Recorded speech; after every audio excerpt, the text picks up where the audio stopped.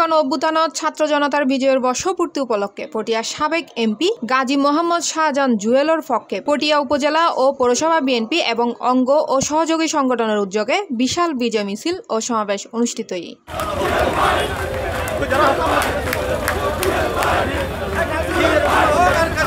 আগস্টের 9 তারিখ বিয়েলে বিজয় মিছিল পটিয়া উপজেলা চত্বরতুন শুরু হয়, পটিয়া বাস স্টেশন এলাকাত যাই শেষ হয়।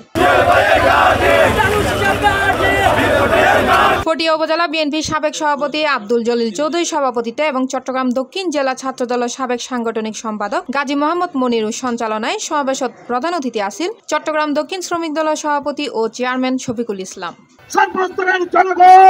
আমাদের সাথে যে আপনারা আজকে মিছিল অংশগ্রহণ করেছেন, পৌরসভা সবাইকে অভিনন্দন।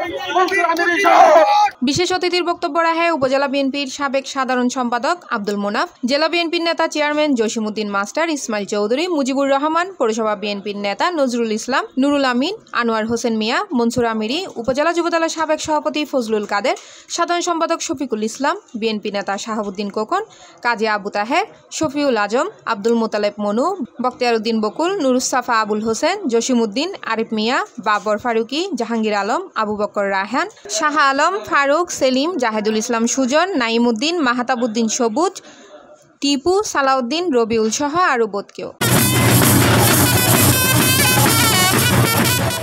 Desk news, C+ TV, Chittagong.